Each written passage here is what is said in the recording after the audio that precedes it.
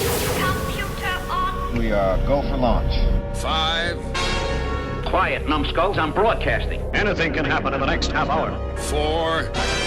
My friend, we cannot keep this a secret any longer. This whole thing is insane. 3. Quiet, please. I am analyzing. Where's the kaboom? 2. There was supposed to be an earth-shattering kaboom. 1.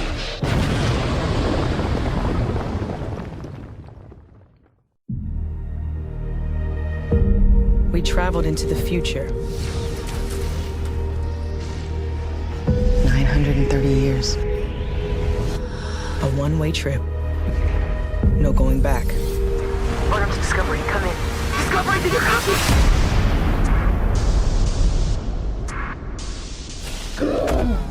You have reached year 3188. Is there life here? Anywhere? Multiple life signs detected. We are completely disconnected, but we are also together. You know, from around these parts, the Federation mostly collapsed after the burn. What's the burn? The burn was the day the galaxy took a hard left. The Federation isn't just about ships. The Federation is its people. I've always believed that you were out there somewhere, and that we were a part of the Federation no matter what. Welcome to the future. Dysfunction aside, you all make a pretty good team. Dysfunction is the team. We've just accepted it. No, we haven't. Greetings, my fellow galactic travelers, and welcome back to Planet 8. This is your mission commander Larry speaking to you from our hidden base. Chief Engineer Bob is here by my side as always in the command center, and circling Planet 8 in our orbital spy satellite is Reconnaissance Officer Karen. And on this episode of Planet 8, we're going to be diving deep and discussing all things Star Trek Discovery. With us today is our longtime friend, Lord Blood-Rah. Welcome again, Lord Blood-Rah, to Planet 8. My lords and ladies and citizens of Planet 8, I am always thrilled to be here. Any opportunity to visit this wonderful world, I'm always on board. Thank you, sir. Thank you. Straight away, let's kick it over to Chief Engineer Bob to get us started. Bob, thoughts and impressions with regards to Star Trek Discovery? Well, Star Trek Discovery, I actually rewatched it leading up to the podcast. Lieutenant Debbie and I got all the way through the first 2 seasons. We got about halfway through the third, and then I kind of skipped to the last 2 episodes. Yeah, I think I actually enjoyed it more the second time around, and I don't know why that is. Maybe because I was, I was more into the characters. I knew what the characters were about. Instead of just jumping in fresh in the first season, I kind of knew what their arcs were. Mm-hmm. Now, I don't know what that says about the series as a whole. If it's just not interesting first time around, or you have to, get into it. Sonequa Martin Green, I mean, I loved her in The Walking Dead, so I had no problem with her being the lead here. Mm-hmm. And Doug Jones is always great in pretty much anything he does. Yeah. Even the Silver Surfer, Cool. Yeah. It's going back. But, no, I thought, the cast is good. The actors are good. The characters are good. I think it kind of strays here and there. Mm-hmm. I know they try to do like a full season story arc, which is new to Star Trek. Mm-hmm. It's kind of the fad of today in TV series, but Star Trek was always pretty much standalone episodes with maybe a 2 or 3 episode arc here and there. I know you guys are much more Trek than I am, but that's my general opinion. And, I think doing a full season arc, you get a lot of padding, you get a lot of stretching. Mm-hmm. And I think that might be one of the weak points of the series. But when they do it good. I mean, there are definitely some high points and some really good episodes.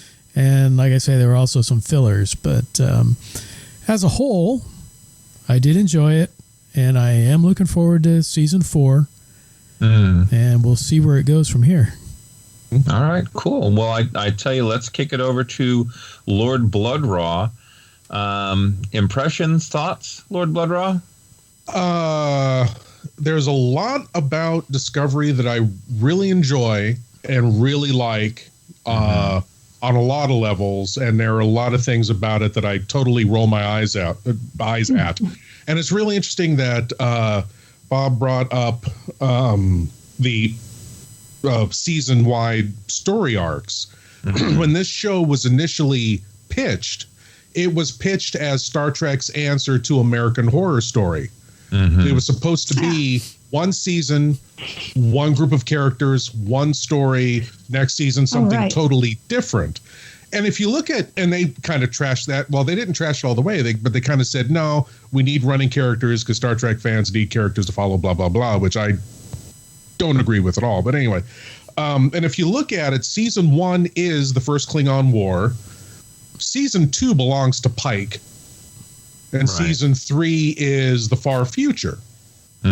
Now, if they had just, you shouldn't really judge what is by what could have been, I don't think. But if they had just gone with that, gone full on just telling the story of the first Klingon War, and gone full on with a Pike adventure, and then full on with the far future, I think that they wouldn't have to twist themselves into knots to get the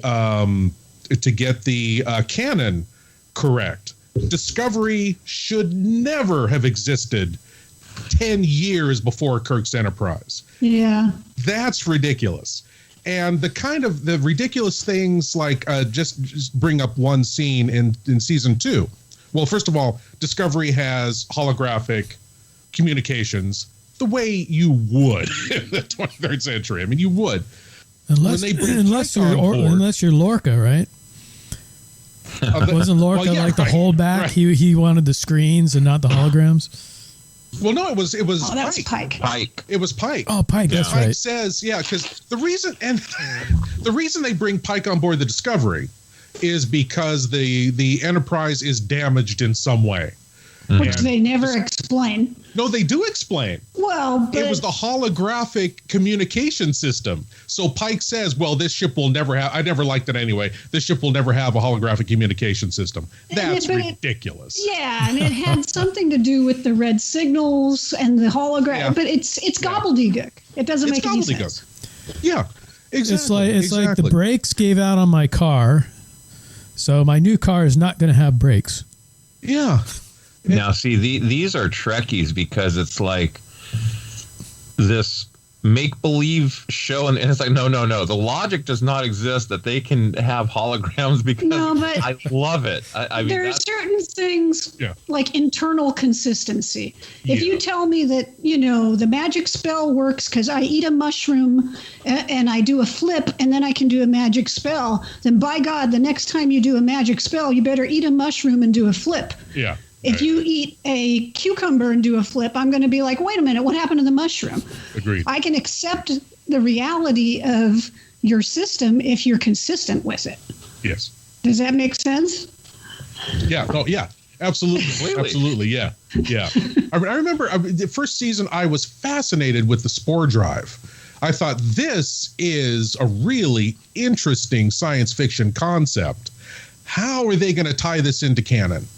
Where is this going to go? Why wasn't the Enterprise using the spore drive going everywhere, in the blink of an eye? Because the writers just said, well, we'll just write it and we'll figure that out later. This incredible technology that doesn't use dilithium. Well, I guess it's shown later to be kind of slightly harmful to the mycelial network, which we've totally forgotten about now, right? And now they just go with it. Yeah, Discovery's zipping around the galaxy now using this mycelial network and, to put the Federation back together. That's my biggest complaint, is that they throw things in one, to try to cram it into continuity, and two, to make connections to the original Star Trek that either make no sense or add nothing. The fact, well, not the fact, but making Michael Burnham Spock's adopted sister adds nothing to her character at all. It's just, hey, Star Trek fans know Spock. We'll tie this in some way. It makes no difference to her character. It did in the beginning. Now, I mean, like I said earlier, no Star Trek character in the history of the show has ever cried as much as Michael Burnham. Now, if her Vulcan upbringing came into play, if during intense emotional situations you see her on the verge, but then she's able to use that Vulcan reserve that she was raised with, then it's a viable part of her character. Now it's just like it's another detail that they just introduced when they needed it and then threw it away. Well, she never went through the Kolinar. She didn't purge all emotion. No. She did leave Vulcan in her formidable teenage years, but they could have just written her as a human who was raised by Vulcans, much the way Worf was a Klingon raised by humans. So they could have had that same sort of storyline or background, rather, for her that like they had for Worf. Just well, she, her parents were killed. She was raised by Vulcans and left it at that. But the connection to Spock, it's like, why? Why are you going to do that? Exactly. It really doesn't do anything. It doesn't serve either character well. Right. It's as if Worf had been raised by a family member of a descendant of Kirk's. Right. It's like, okay, what does that add to the character? It adds nothing. It's just a touch point. Right. Well, I think the series, like, they made, for whatever reason, they made the decision to be in the timeline that they're in, or that they were in. And they had all these grand ideas, but it's like, oh, wait, we can't use that because it wasn't invented yet when Kirk took over the Enterprise.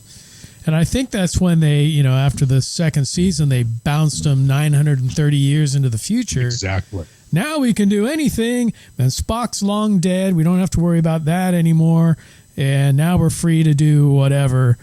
And from what I understand, I guess next season they're going to stay 930 years in the future. So all bets are off, basically. A very unimaginative future where it looks pretty much like what they left, where humans are still very human. The ships look pretty much like the ships. I mean, 900 years, people shouldn't even look like people anymore. It's just, it's a real failure of the imagination. So, what are your thoughts and impressions of Star Trek Discovery? Oh my God! But no, the main thing with 930 years in the future is like the nacelles aren't attached to the ships and the robots' heads aren't attached to the bodies, and everything's all programmable matter. Yeah, that's such a grand achievement. The thing is, I really want to like Star Trek. I've had Star Trek in my life all my life. The two main things that molded my childhood were Marvel Comics and Star Trek. Mm-hmm. So I don't want to hate this show. I don't want to be disappointed in this show. And I've really tried to like it and give it a lot of leeway. But after 3 seasons, I have to say I'm really disappointed in the show because for a lot of the things Lord Blood-Rah said, I just think it's poorly conceived. It's poorly written. They come up with things and they don't really have a fully formed idea of what they're going to do. But they're like, well, let's just do this thing. And it's kind of half-baked, The science doesn't make a lot of sense. And sure, we had a lot of techno-babble in Trek before, but it seemed like it was, fairly conceived. Like I was thinking about the whole time crystals thing that they had in the second season. I was like, well, what does the time crystal do? Does it have chronotons? That was the old conceit, was like the chronotons were a time particle or something. At least like we had the slingshotting around the sun. That didn't make a whole lot of sense before, but it was sort of like they kind of explained you'd go around the sun and you'd go back in time.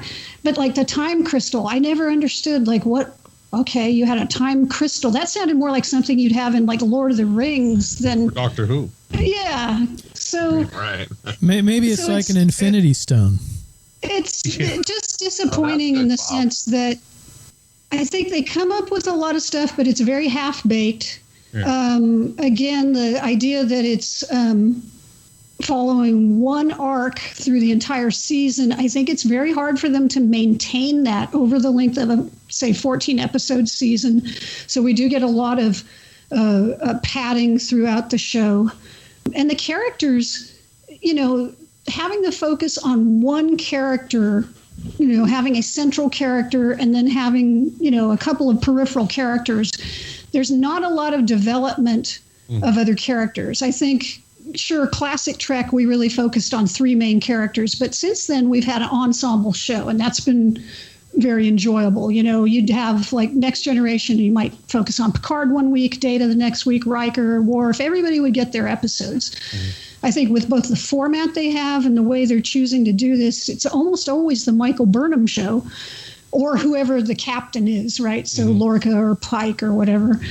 And they just started in this, it's only by like the 2nd or 3rd season you even start to know the names of the other people on the bridge. We don't really know anything much about them, which is kind of disappointing from the viewpoint of a Star Trek fan. You kind of want to know who the other people are and what they, you know, at least a few character traits. Yeah.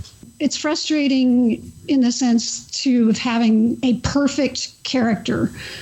Burnham is apparently flawless, and I don't think she is flawless. I'm frustrated by the fact that she continually goes out and disobeys orders, and yet is patted on the back for it. I mean, the thing is, it's one thing if you were like in the original series where a lot of times Kirk had to sometimes make decisions because, you know, Starfleet, he's out on the frontier and Starfleet doesn't know what's going on. And so maybe he had to bend the prime directive sometimes.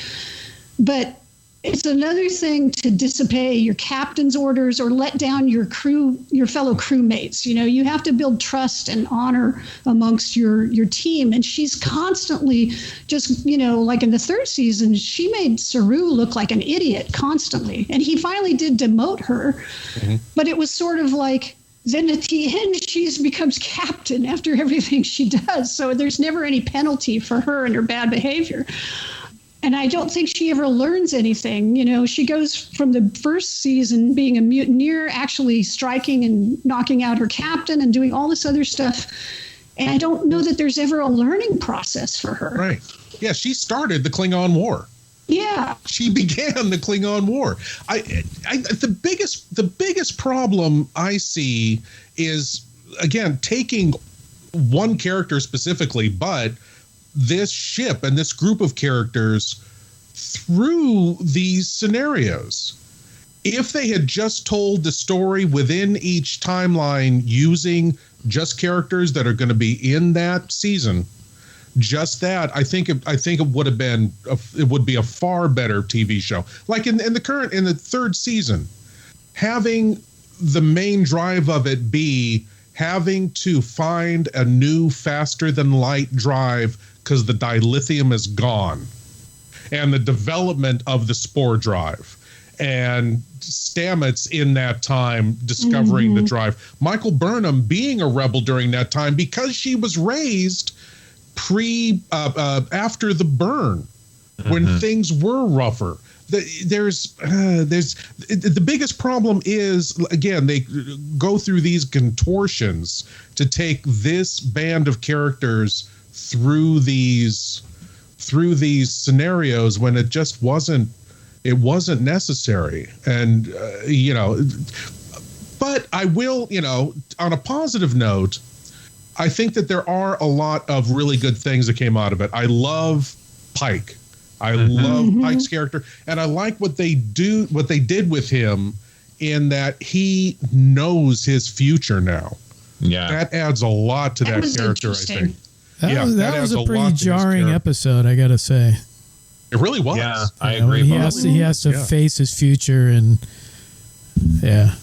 No, yeah, right. Knowing the outcome and still being the caliber of a person that you're going to still save the lives and make the sacrifices, even though you are going to pay a very heavy price. Right. Mm-hmm. Right. Yeah. Yeah. Exactly. So there are a lot of bright spots in the show. Its downfall is, to me, is just this stubborn adherence to having to have an ensemble cast all the way through every season.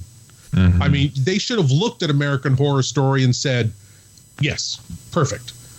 You can have the same actors appearing, sure, in different roles. Beautiful. American Horror Story did that, and that's great. Right. But now, real quickly, I will say, as a fan of American Horror Story, at least the first 3 or 4 seasons, especially this last one, 1984, it fell apart for me. American Horror Story is not what it once was, and I don't know if it's because they no longer have Jessica Lange. Yeah. So yeah, I can appreciate even with an ensemble cast and changing who they're playing, the dynamics of those characters. It would have been interesting to have seen a Star Trek series try that.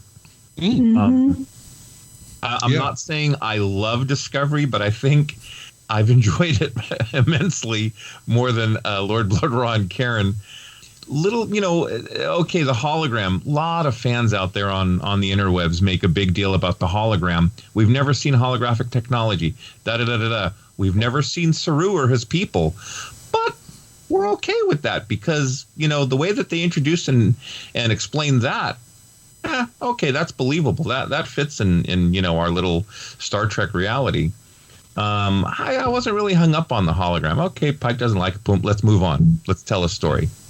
Yeah, Burnham starting the Klingon War. Okay, that's a big deal. I want to say this too. Offline, Lord Blood-Rah and I were talking. When the series would come on, I'd get a text. Hey, did you watch? Yeah, I did. What'd you think? Well, I think it was interesting, Lord Blood-Rah. You had said if only they would have started the series, and you kind of said this today too, started it off 900 years from now and not having had to deal with, Yep.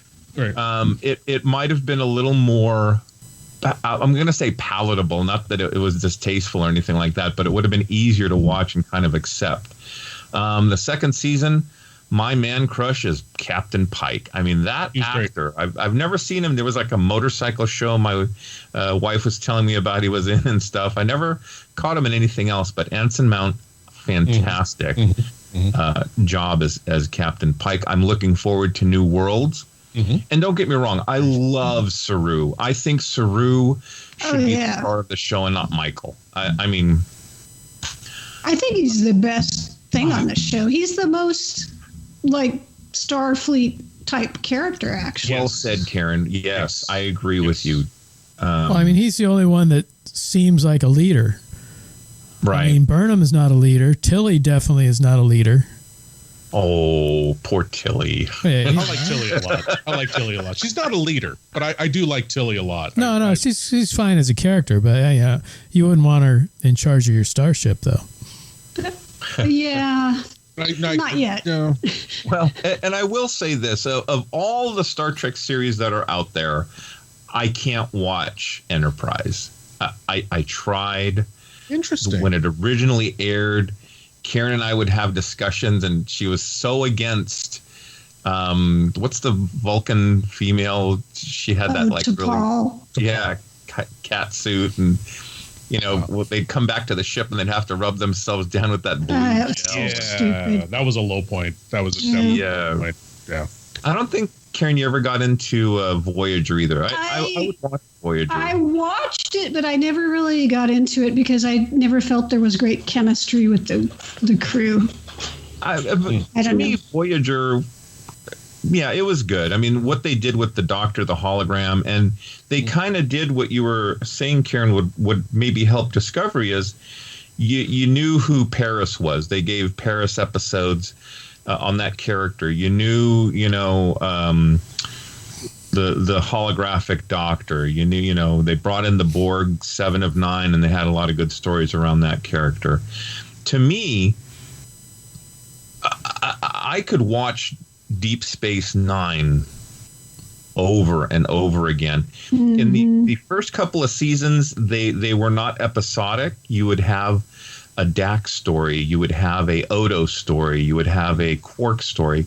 But once the Dominion War started, it became very episodic. Even within that, they'd break away and do like a Miles O'Brien story, within the war without really talking about the war. I wish Discovery would do something like that. Okay, you want to talk about the Red Angel? Let's do some other stuff besides the Red Angel in the second season. Yeah. And maybe it would be easier to watch. And I don't know if it's a subscription thing.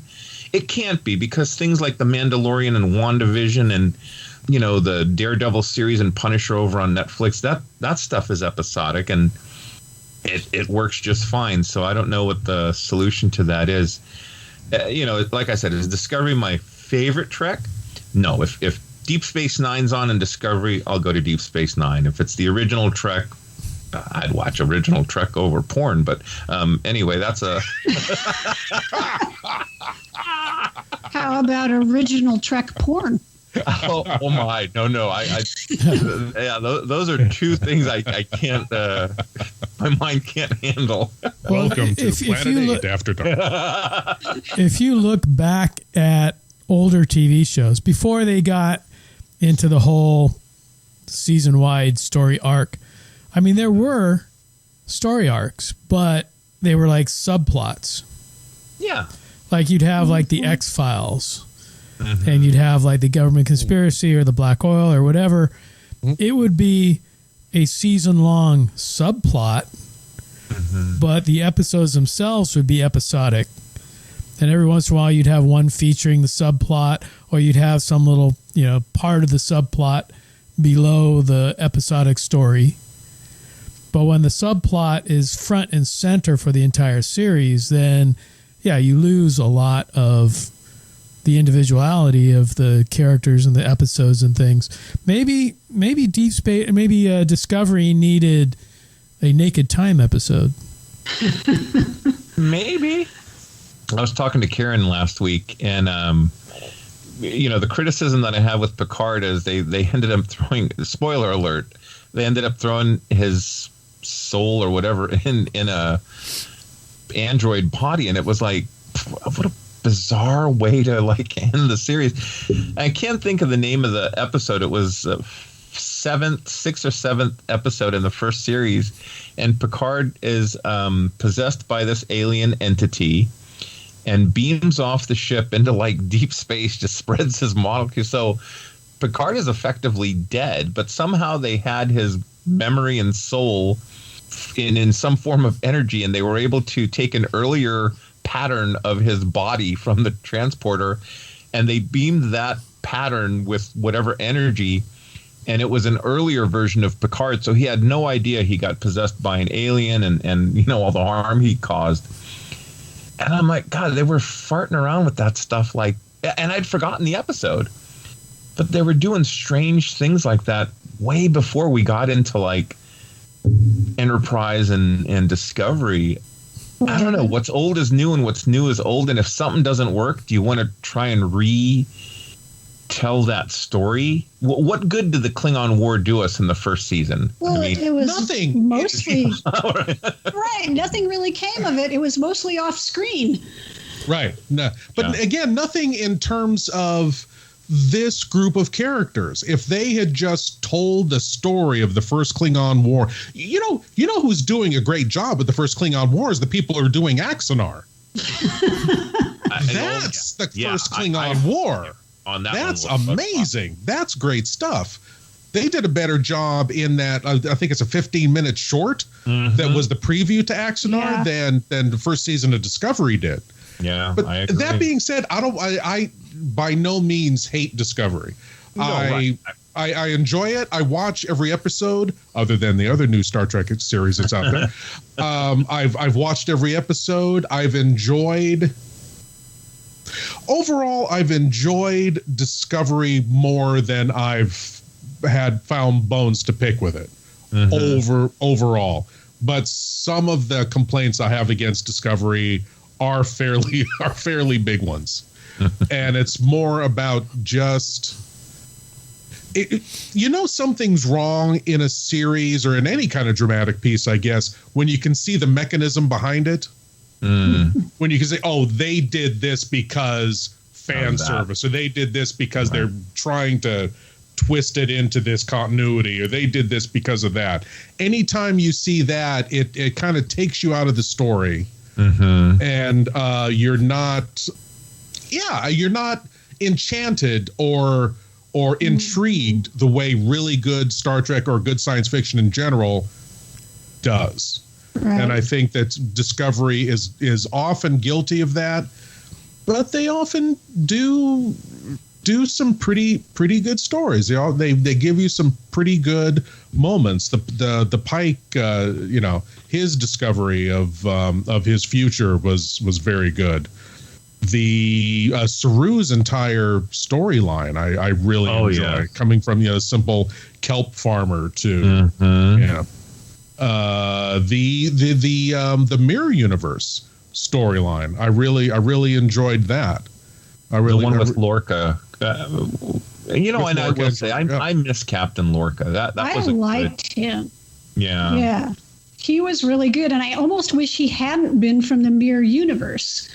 I kind of wish he had just been a Starfleet captain who had been through so much that he'd kind of gone dark, and just kind of been a little bit crazy. We've seen kind of crazy captains in Star Trek before. Benjamin Sisko's best friend was a big part of the Maquis, and it killed Benjamin. I mean, it happens.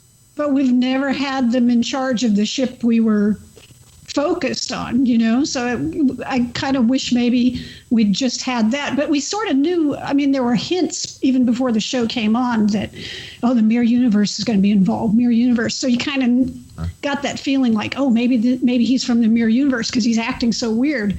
Even if he was, I would have liked to have seen Lorca start up Section 31, is it? Or, instead of the other guy that they used, which was an AI. I think, and keep him in the show then at that point, because, he just, would have worked that way. And the first season being the first Klingon War, what did the Mirror Universe add to that? Well, it didn't add anything to that storyline. It was just, They could have. I like the Ash character. I like the idea, the ultimate sacrifice that he went from being Klingon to human, and the breaking of the bones, and all of that. His religious zealotry was interesting. Yeah, you could have kept that to an episode or two, and I think okay. Well, tell you what, you Trekkies, explain Klingons to me, because it's like. No. Yeah, in the original series, they were just guys with goatees. And then, Worf came into play.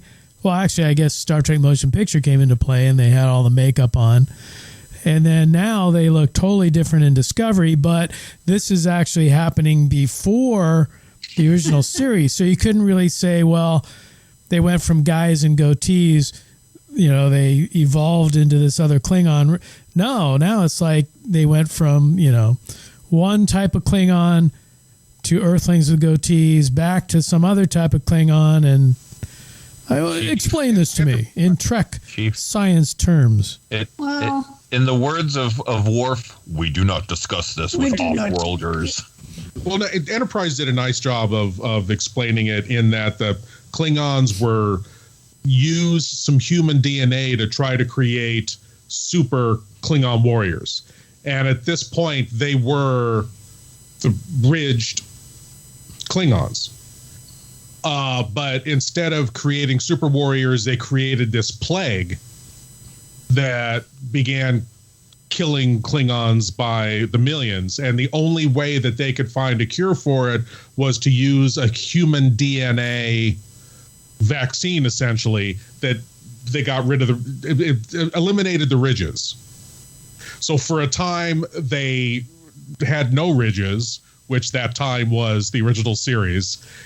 How they got their ridges back, I don't Did they ever explain that? We got How the better. Klingons got their ridges. Now we're talking fairy tales. It's like ruffles or smooth. Yeah, I don't know. Yeah. I don't know that they ever explained how they got it back. Yeah, I thought it was a clever little episode that they had on Enterprise. That was good. I actually did come to enjoy Enterprise to some degree. They had a few good episodes here and there, and the 4th season was pretty good. It was, but when they knew they were canceled, it's like, hey, let's tell some interesting stories. Well, I give Walker a hard time. I said in 20 years, you'll come to enjoy Discovery more so than now. Well, just for the nostalgia. I may not be all there in 20 years, so sure. Once you're senile, it'll all make sense. I love this show. What is this again? Well, it blew my mind when Karen had said, "Oh, I started watching Star Trek Enterprise," and I'm like, "Shut the front door! No, you're not." Yeah, and it's pretty good. I'm like, what? That's what Discovery drove me to. I will say Discovery is without a doubt the best looking Star Trek ever. I mean, every episode looks movie quality. That is true. It's gorgeous production. It's just why do the Klingons look like they do? And I'm not going to ask any more questions. But they had to. It's like a new series. Makeup technology has improved immensely. Let's make the Klingons look really alien. It's like, yeah, fine, but we know what a Klingon is. Invent all the alien races you want, but we know what a Klingon is. Mm-hmm.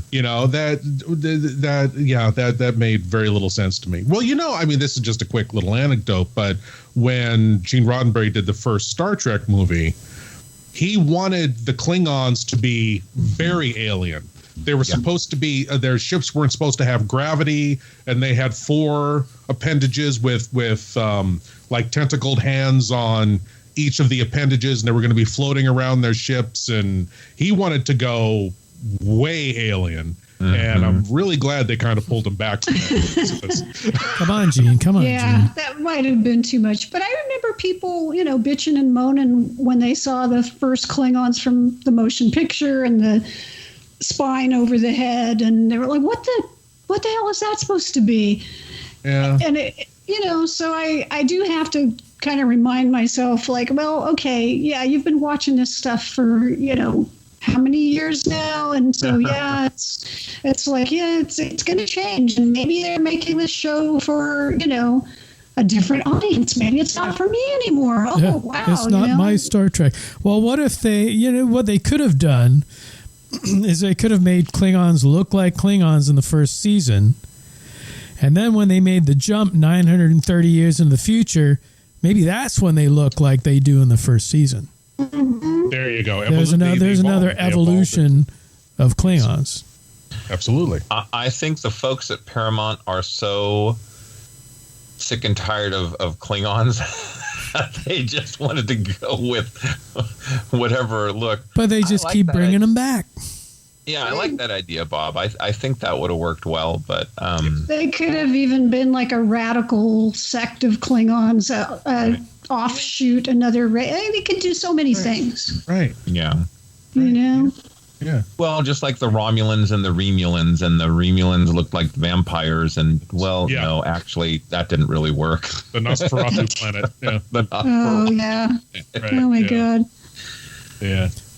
I do like in Discovery. I do like that the aliens do look more alien. I mean, like the Orions, they didn't just slap green makeup on them. They almost look like they have acromegaly. Yeah, it's kind of weird. To me, their facial features are bulky and exaggerated, Yeah. And they changed the look of the Andorians too, to make them their faces more ridge-like and angular. And I like that. I think that looks great, But it wasn't really like a radical change, though. Mm-hmm. Not that. It was like an enhancement more than a change.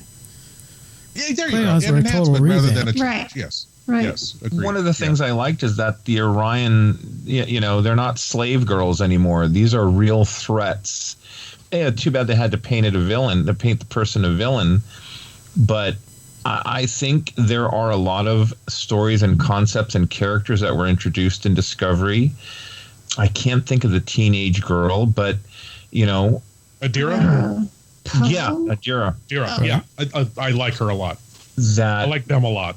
We have to look at what is a non-binary, whatever LBGQ. Right. Because if we're living in that time period now, what's it going to look like 200 years from now? I mean, The Next Generation actually had a good episode, too, where Riker fell in love with that one alien, and it was a non-gender...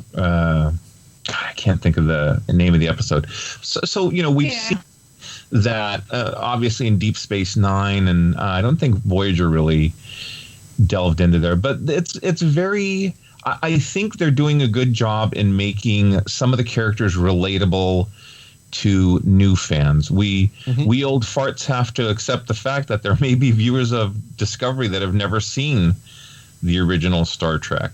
What? This all right. No, you're right. You're absolutely right. How can this be? They love Lower Decks. I have nieces and nephews that are like, you don't like Lower Decks? Oh. You don't watch, God, what was that show that I couldn't stand? The guy that does Family Guy. He did a Star Trek knockoff.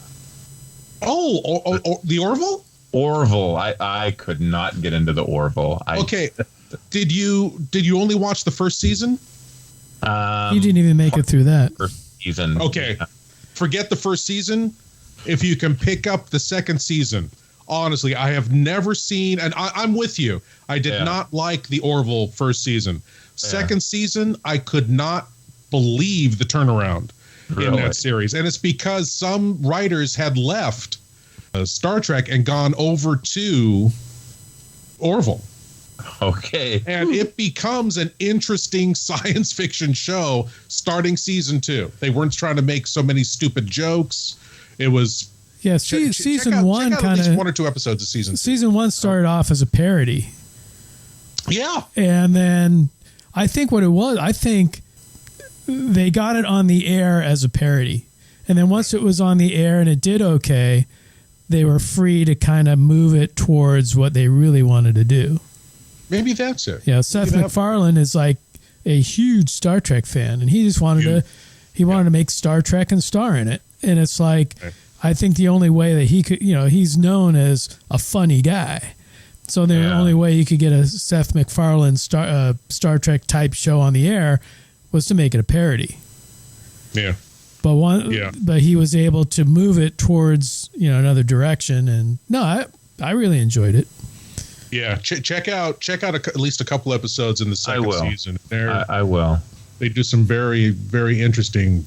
My cousin-in-law, we would have dinners Friday night with my in-laws and that side of the family before COVID, and he would always tell me it's more Star Trek than Star Trek, and I'm like, Kurt, I don't know, man. I just you know what? Second season at the time second season came out. I'll agree. Okay. I'll agree. All right. I'm going to check it out. It had more of the Star Trek flavor to it than anything else that was on TV at that time. I won't say that now. I'll give it a. I know the Chiefs talked very good about it as well. So based on your guys' joint recommendation, I will endeavor to watch the Orville. Season 1 didn't happen. But so back to I Discovery. digress. Back to Discovery. Yes. Okay, here's a question for you guys. Okay. Has there ever been a Star Trek villain more wooden and uninteresting as, what was her name, Osiris or whatever, in the last... Osira. They kind of threw her in the last 2 episodes of the 3rd season and just... She was like totally uninteresting. Yeah. She was her performance was wooden. Yeah, she was just painted Burnham green. Here she is. Because that's the Starfleet way. We are Starfleet. Yeah. And there too, you mentioned, because she was an Orion. Orion women used to be just slave girls, and I think in the original series they couldn't even speak. Yeah. Right? Yeah. So they would just dance and do other things. Yeah, but Except now for Yvonne Craig. now they can. In the future they can. So I think that would have been an interesting thing for her to carry that with her. I agree with you. They made her a villain, and it's like you're gonna emancipate this race and make them bad guys. I mean, I mean, for her to say at one point, "I'm a female Orion," and centuries ago we were no more than animals, and we fought for they just to bring that, give her something. Good God, give her something to make her interesting. So Enterprise covered this too, right? They had the whole thing with the Orions and showed that the women were actually in more control or more intelligent and capable than we had originally thought. You're right. Because there was an episode where somebody woke Cadet up. Campbell is giving me the alert the satellite's being attacked, apparently. But, I'll let him handle it anyway. But yeah, there was an Enterprise episode. I don't remember all the details, but I remember they encountered the Orions, and it turned out the women were actually more intelligent than they let on. I've forgotten about that. Yeah. That's right. But, not everybody's going to remember that. But they could have done something with Osira. She was pretty one note. Yeah. And then, shockingly, Michael gets in a fist fight, because I think we have to have a fist fight every episode. And she doesn't capture her or do anything like that. She just kills her because, let's just kill everybody. That seemed to happen a lot in the third season. It's funny, people's perspectives.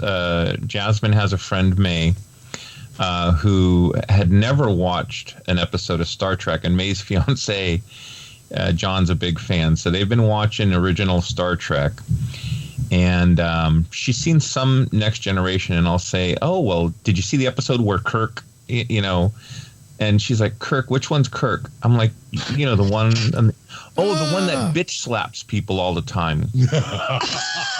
How you know Captain Kirk? He bitch slaps people all the time? I never saw Kirk that way, but okay, well, I guess that's what she sees in the original Star Trek. So, oh no, and actually, the Kirk move is the double fist to the back. Right, everybody knows that. Or the flying Kirk kick. And the drop kick, the flying drop kick. Yeah. So Michael punches people and shoots people, and punches Book in that first episode of season 3, I think, like 5 times. Yeah. But she did actually use the Vulcan neck pinch on Stamets in that one episode. That's right. That's true. And she went to all that trouble to shoot him off the ship because he was the only one that controls the spore drive. But then, Book can do it. Damn it. Yeah. There's out of nowhere, Book has the power. Do we even dare talk about Spock? And well, we're coming towards the end. So I think now's a good time to talk about our dislike of Spock. I'm okay. Where do we want to? I'm okay with this actor's portrayal of Spock. I think he's doing the best with what they're giving him for Spock to do. Spock is one of those characters that now, sadly, is way overused in Star Trek. He was a fascinating character, is an interesting character, is a great character. I love Spock. He cannot be all things everywhere. He can't be. You look at The Mandalorian and how they utilized Luke Skywalker, which, if I think too hard on it, I may just start crying right now. That season finale touched me. Anyway, I heard that in the next season they're going to add Spock. he's also going to be in Spider-Man 3. Yeah. I liked Zachary Quinto's Spock in the J.J. Abrams, the Kelvin universe. Yeah, he was good. He was good. He was, Everybody's too emotional, though. Yeah. All the other Spocks. They don't understand how to like be emotional without being emotional. The way Nimoy could do it. That was Nimoy's strength. Oh yeah. Yeah, absolutely. Yeah, everything was just below the surface, and you could see it. Right. You could feel it. And I'm going to agree with Lord Blood-Rah. I think this guy, he has a nice voice. I like his voice. It's very deep, but he's just doing the best with what he has. Mm-hmm. How they will utilize him in new worlds, I don't know. We'll see. Well, in the cage in the original pilot, there's that one scene where Spock is on Talos 4 and he sees the plant and he smiles. Mm-hmm. Yeah. And I think they took that one scene and they kind of ran with it when they introduced Spock into Discovery. Yeah.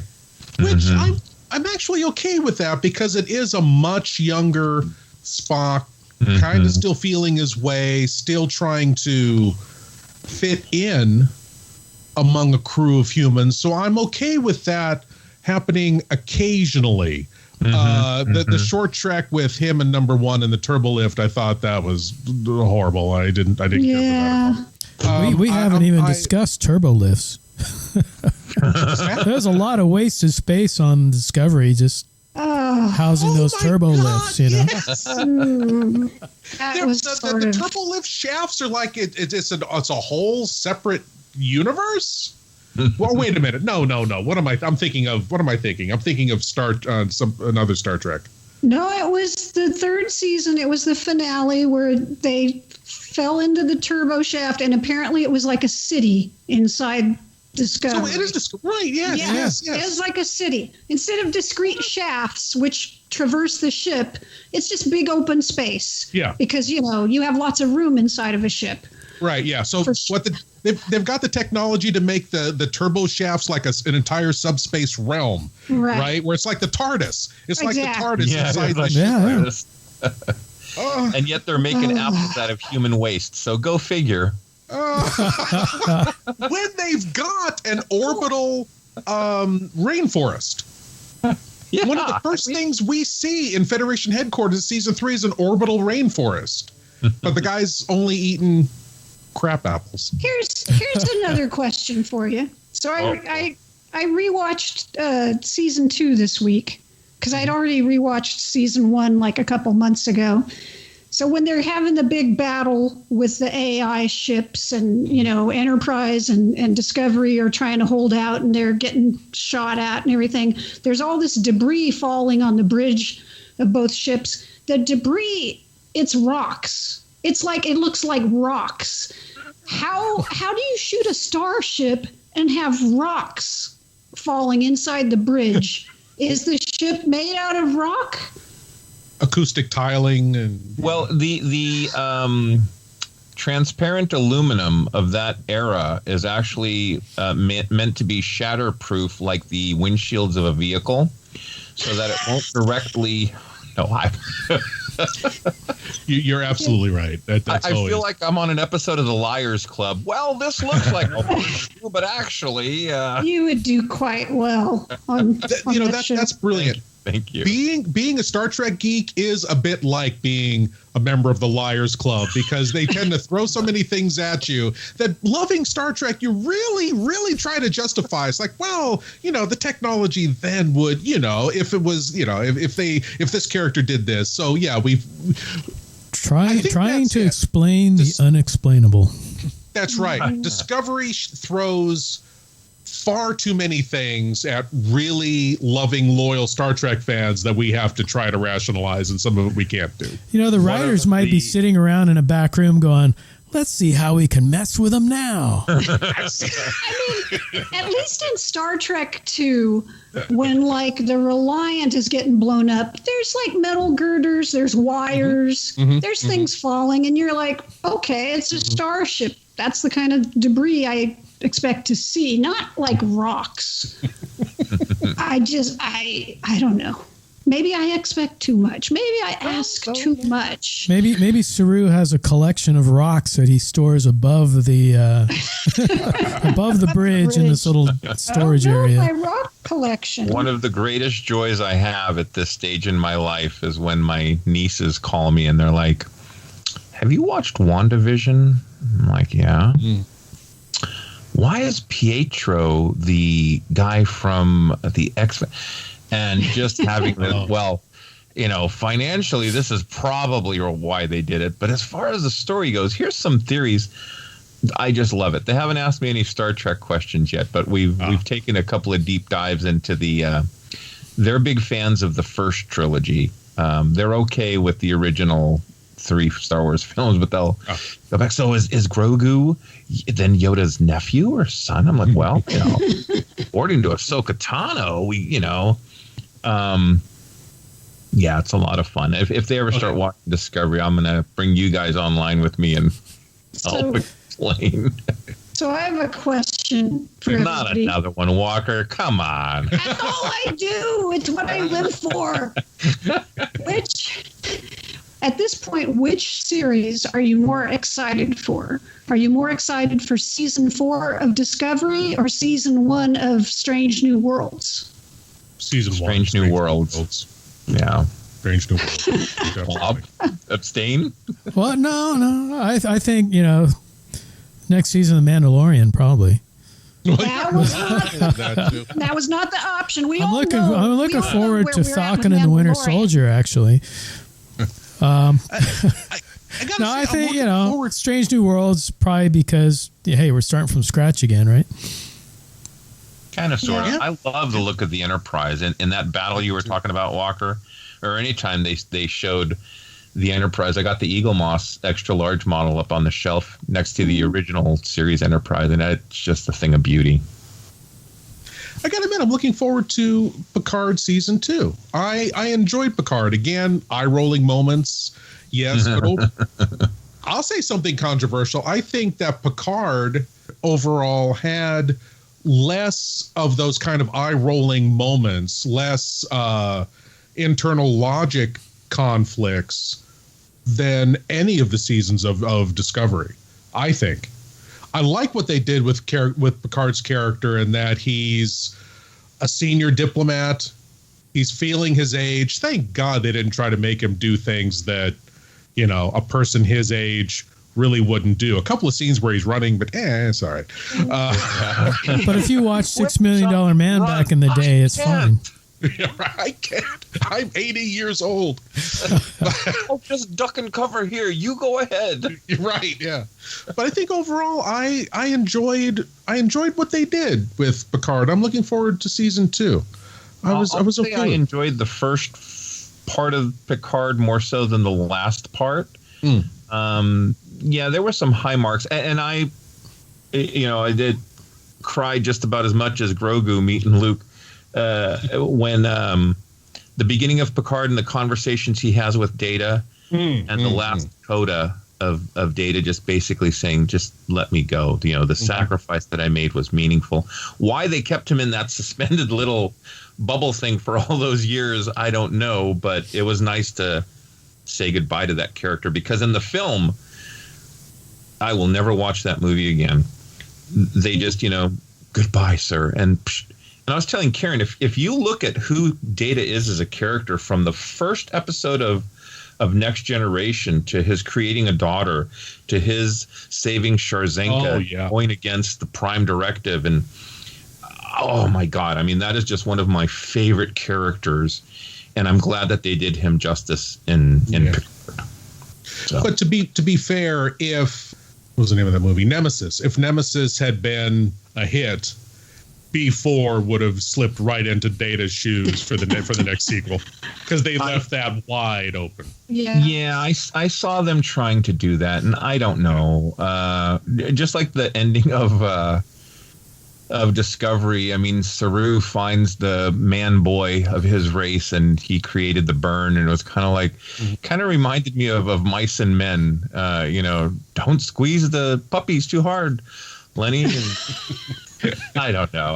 I almost wonder if they were going to write Saru out of the show because he's back on the planet, not on the ship at the end, which would be a shame because he's my favorite thing about the show, actually. At that point, Walker's out. I mean, I actually think next season what they'll probably do is they'll be showing, episodes on the Discovery, and then you'll have like an episode here or there of Saru on the planet, and Yeah, because he is part of the next season. He's tweeted about filming the next season, so or he may come back after he mentors. Yeah. I mean, look, if you want to have the perfect mashup, it would be the Grogu and Saru show, and it's the Grogu and Saru show, co-starring Spock. Oh God! Hey, but there's two characters though that we haven't talked a whole lot about. Giorgio. And it's like I immediately liked her because I've been watching Michelle Yeoh in all these Hong Kong action movies all these years, and just amazed that they brought Michelle Yeoh in. Yeah. And then what about Mudd? Harry. And I thought that was a cool episode because you just thought, hey, here's another kind of funny, bumbling Star Trek character, until the end he yells out, you haven't heard the last of Harcourt Fenton Mudd, and it's like, oh shoot, that was Mudd the whole time. Yeah, apparently we have, unless he made it to the 900-year jump. Oh yeah, he's long gone now, but he did come back for a second episode though. He did. He might show up in New Worlds. What about the Guardian of Forever? Oh, that was awful. Sorry, that's just there was no reason for that to be the Guardian. Why is the Guardian suddenly able to move from planet to planet, and then he becomes a humanoid form? It was just like, guys, just make up your own original thing. Why are you're trying to have the best of both worlds? Like, well, we want to do something that old Trek fans will recognize, so fan service. Yes, but we want to move Giorgio's story forward this certain way. It's like, it's just totally unsatisfying to me. Well, they should have just gone to the planet where it was. Go ahead. Oh, I was just going to say, they should have just gone to the planet where it was. Yeah. Instead of finding it somewhere else. Right. Yeah. Yeah. Do they even... Is there any explanation, like, actually there's a network of these Guardians that this race built and not all of them been found? It said that it moved itself because people were going to use it for warlike reasons and all this other stuff. And it was just like, does this really make sense given what we saw of the Guardian before? Are you man, machine... Neither, both. Well, I'm trying to think back to City on the Edge of Forever, and wasn't that Guardian? Hadn't that been on the planet for like centuries or something? I mean, it wasn't. Since before your sun burned hot in space, and before your race was born. So it's not like 10 years earlier or somewhere else, or 900 years in the future, whatever. Right. Yeah, no, it was like you say. It's because the Guardian is a thing, Star Trek fans know, and they had to get Giorgio out of there and into the Section 31 TV series. Mm-hmm. Yep. Yeah, I thought it was a nice little. I'm a fan. Give me fan service. The thing is, there's good fan service and there's bad fan service, right? I don't want to. If we start comparing, like, I think Mandalorian does fan service really well. Yes. I think Star Trek Discovery does it not so well. But we could be here for another 2 hours if we wanted to compare those oranges and apples. Well, I mean, it's one thing to do fan service, writing it into a episode, but when you force it into an episode, right, that's when it doesn't work. Like, hey, we got to have something in here just to have something in here. That's right. Mm-hmm. Which I keep beating this to death, but that to me is the biggest downfall of Discovery, is you feel the writers just trying to cram these things in. It's like, well, this is the idea, but it's got to fit into this continuity, and this has to fit with this, and we'll change this, and yeah, it's like a Mandalorian, like Luke appearing when he did. It's like, okay, it makes sense. Beautiful. Yeah. You know, there were things that built up to that. Or Boba Fett showing up. Well, right. All right. It made Explain sense. to me how Boba Fett survived the Sarlacc pit. How did that make sense? I mean, he had his armor.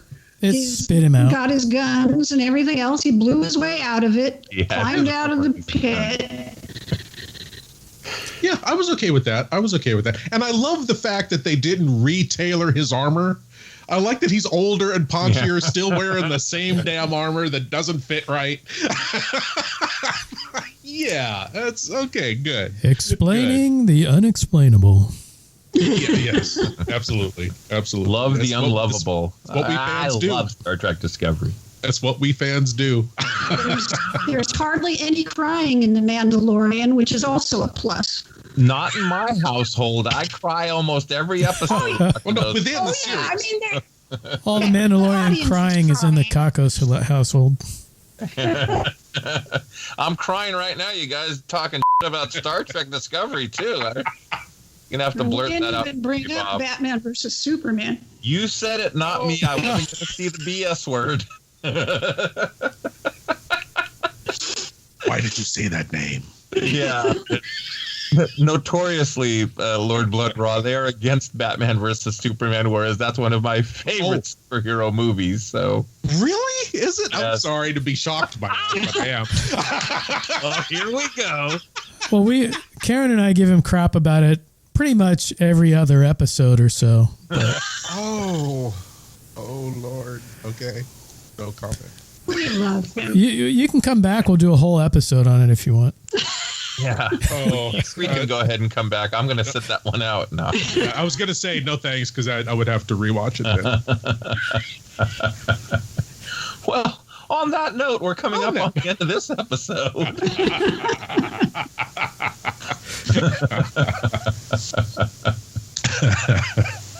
Well, for those of you listening, thank you. We're going to go in a different direction before we get to our censor sweep. The news that came out this week was about Fry's Electronics going the way of the dodo. I know Bob was a big fan of the different stores going down to Monsterpalooza. We'd all hit the Fry's Electronics down there in the retro 50s sci-fi displays and whatnot. But Bob, go ahead and give us some memories that you have of the local and afar visits to Fry's, and we'll do a Red Robin. We'll go around to all of our panel today. Well, Fry's stores, they started like in 2006, and they expanded. I think 2019 they were like in 30 different cities throughout the country. But I know recently I had gone into one in Sunnyvale. I used to work in Sunnyvale, and I was pretty close to that Fry's, so I would go there during lunch. And I went in one day, and it was like half the shelves were empty.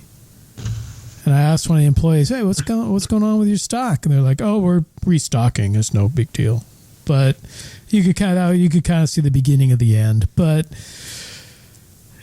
Fry's, I mean, say what you will about Walmart or Best Buy or any of those, Fry's was the coolest one. Because you could go in there. I used to do audiovisual install for about 10 years. And I used to go into Fry's just to get things on emergency basis. And you could find, circuit boards, and you could find, cables and adapters and ends and, everything, along with a pretty cool video section, CD section, your home stereo section or home, theater section. And again, going down to Monsterpalooza in Burbank, and that was like the best Fry's ever, because it had just an amazing assortment, because all the Fry's stores were themed. And that one, like Larry said, was like B sci-fi movie themed. And you'd walk in and there was a big statue of a Gort type robot holding a woman, and they had army men with giant ants hanging from the ceilings, and you have this big octopus type creature over in one section, the computer section. I think there was also there was a UFO flying saucer crashed into the front of the building, and then there was another one, like the underside of it inside the store. And just, a lot. There was a little drive-in over in the corner. Mm-hmm. Really cool store. And other stores were Western themes or Egyptian, or I think there was one in Texas that was like NASA themed. And, so it was a fun store. And it's for it to suddenly just poof, disappear is really kind of heartbreaking. Mm-hmm. Now, we had a customer at a place I worked at, a person named Brian Ray, and he'd come in all the time. And he had this really cool, deep voice, and we'd be like, man, that's a cool voice. Well, it turned out he was the voice of Fry's. Your Best Buys are always at Fry's, guaranteed. And he would do all those commercials for them. And, you'd be watching the TV, and, hey, there's a Fry's commercial. Hey, it's Brian. And he even did an Ultraman commercial for us when we did the Ultraman show at the Castro Theater back in 2005, and he did a commercial. I'll have to see if I can dig it out, and I'll put it in the episode somewhere. But Fry's was just such a cool store. I mean, we're very quickly losing stores that you can just go in and browse in for hours. You can go into Fry's and look through the video section. You go, I'll take a look at what new computers are out or what screens are out, or I'll go back and see, telescopes and what, they had like everything, appliances. And I don't know, it's just, it's sad to see it go, but I'm sure everyone here has memories of Fry's. And oh yeah, indeed. Lord Blood-Rah, you got some memories you'd like to share? Yeah, well, just to echo what Bob said, it was always the place where if you were looking for some kind of weird adapter or cable that you're not going to be able to just, pick up anywhere else, and you don't want to wait for it to be delivered, you go to Fry's and they're going to have it, And for the last couple of Christmases, that was like a one-stop shop because they had, gift items, electronics, just everything there. And it was just a great store.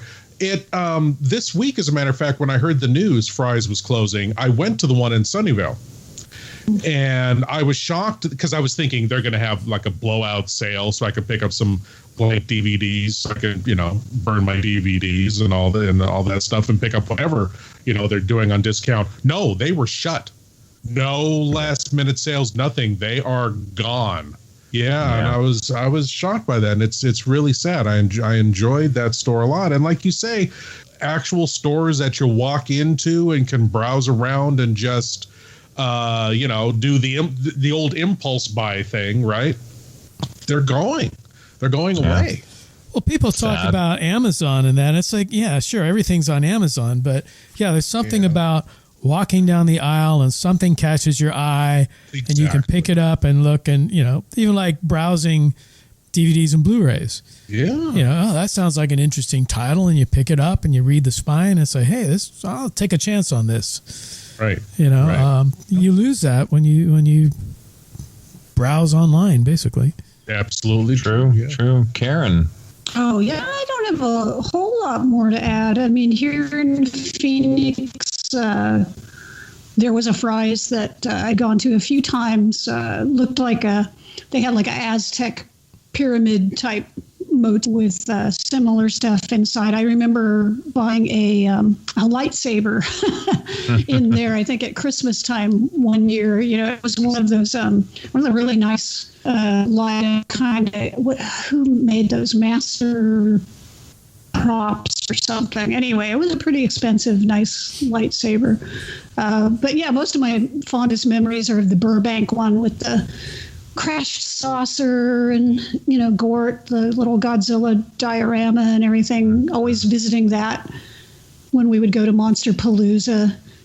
Just one of the most unique stores you would ever go into. So, losing that, it's really true. It's like we're losing all of these unique places and getting just sort of more of a bland, generic shopping experience. True. It's really sad to see it go. Well, the only brick and mortars we're going to have is going to be strip malls. Yeah. That's true. To me, it was like, you shop at your grocery store and then you go to Costco. To me, it was like, you had Radio Shack, but you go to Fry's and it's like, oh my God, what a drastic difference. Not just the selection of items, whether it's a circuit board or a DVD or a lightsaber, the one that I would visit had a Tesla coil in the middle of the store, and it had a history of Tesla. That was out in not the car, not Milpitas, but it was up off of 580, right? The one up there. Yeah, it's off of the 680 in 680. That's right. Union City area, I want to say. Yeah. Fremont, I think. Yeah, Fremont. There you go. It's Fremont. Yeah. And all this stuff was themed. It was like going to a themed restaurant. All the different fries had themes. I don't know if it was the one in Arizona, Karen, but there was one that had like an alien and a predator. I don't know where that was, if it was just for the film or whatever. Maybe I'm dreaming about it too. Well, if you ever went into a Fry's store and saw their mascot walking around, the mascot was like the Chip. The Chip, yeah. Dennis Lancaster, friend of the show, made all those. Oh wow! He spent years doing nothing but making mascots for Fry's stores. And they were all themed. They had like Western ones. He had a quote swamp creature one that was like Creature from Black Lagoon as a Chip, and they did quite a few. And so his job basically, he does mascots, but his job for a long time was making the mascots for Fry's and repairing them and adding pieces to them. But yeah, that is cool. I'll tell you, we can go round robin real quick. And what was the coolest thing you ever bought at Fry's? Everybody's thinking. I actually think I bought the camera that I film my shows with, if I remember right. Wow. I remember, I think I at least shopped for the camera at a Fry's. Whether I bought it at the Fry's or ordered it somewhere else, I don't know. The coolest thing I bought at Fry's, though, it's probably some great DVD collection that I can't even put my hand on right now, I think, because that was one of the main things I went in for, was to like browse DVDs and then get the connectors and cords and everything that I need. Yeah.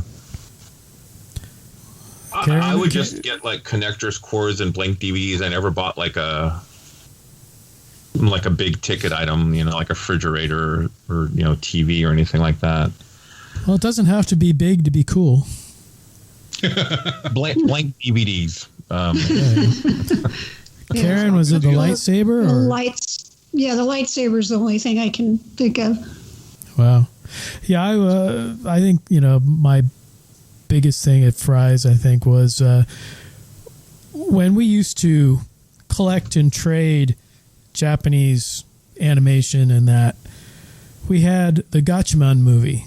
That was like one of the first ones we got, and it was like a ninth generation VHS tape that was all snowy and glitchy and only in Japanese, but we were watching the hell out of it. And I went into Fry's one day, and there was the Gatchaman movie on Blu-ray. Oh, it was like calling out to me. It was like one of those things where you don't shop prices, you don't question it. It's there, you grab it. And it was like a religious experience watching this movie after 20, 30 years later, and here it is, crystal clear. But no, they definitely had a lot of like DVDs. They had a lot of DVDs and Blu-rays that other stores didn't carry. A lot of offbeat titles and things that it was great to browse in there. Yeah, it was something else. It was an experience. It will be missed. It will be missed. I will miss that store, definitely. Well, it is that part in the program where we have our censor sweep and Lord Blood-Rah. We would like to see if you have any things you'd like to share with us and our listeners. Well, the biggest thing I have going on right now is the Lord Blood-Rah Patreon, which is there are 2 levels. I'm trying to keep it simple. Basically, for a $5 level, you can get a signed photograph and access to a monthly newsletter, basically talking about the updates for the show and early notice on various things. For a $10 level, and I'm really excited about this, I'm doing a brand new weekly show called Lord Blood-Rah's Cathode Zone. And I'm going to be hosting old episodes of science fiction, horror, and supernatural TV. And for $10, you get what I said before, access to the weekly TV show and a Geek Lord or Lady certificate. Nice. Pronouncing you officially a Geek Lord or Geek Lady. But I'm really excited about this new series because I love, there was so much great classic TV series, especially in horror and science fiction, that you just really, it's kind of hard to find access to. Things like Roald Dahl's Way Out and One Step Beyond is kind of everywhere, but Lights Out, the TV show that was based on the old radio show Suspense, the same thing. So that's the big thing. So it's cool. Lord Blood-Rah on Patreon, and $10 a month gets you access to a brand new weekly show. Awesome. That is cool. I know my friend Matt O'Sullivan is going to he's always talking about Lord Blood-Rah, and I'm like, wait till you get the Patreon, Matt. Well, that's wonderful. That's great. Don't thank you very much. Absolutely. Well, it has been a pleasure, and we'll come up with something in the near future, Lord Blood-Rah, where we can bring you back. Appreciate you spending time with us here on Planet 8. Hey, it's always a pleasure. It's always great to geek out on Planet 8. On that note, this will conclude this transmission from Planet 8. We would like to thank all of our intergalactic audience for listening. Be sure to head on over to our website at www.planet8podcast.blogspot.com, where you can get more information on this episode's topic. For more conversation, find us on Twitter at Planet8Cast. Or on Facebook at facebook.com/Planet8Podcast. We want to thank you guys for tuning in each and every episode. We look forward to your input and opinions. Until next time, this is Planet 8 signing off. End transmission. By George, he's got it. It is the end. Bay Area Film Events, in conjunction with Super Raya Productions, presents the return of a classic hero in an all-new motion picture, Ultraman, The Next. Be part of a 2-day festival of Ultraman movies and TV episodes at the Castro Theater August 26th and 27th.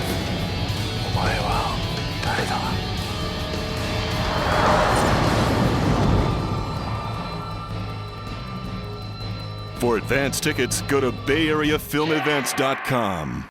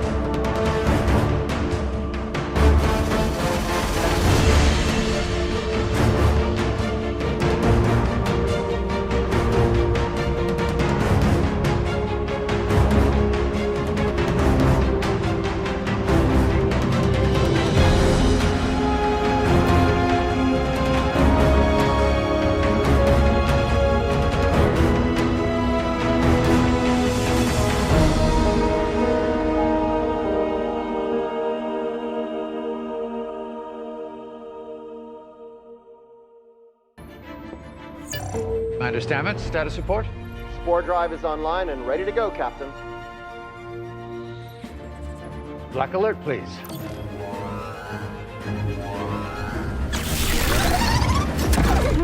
Oh, shit. Hey, you didn't tell me about the spinning pod?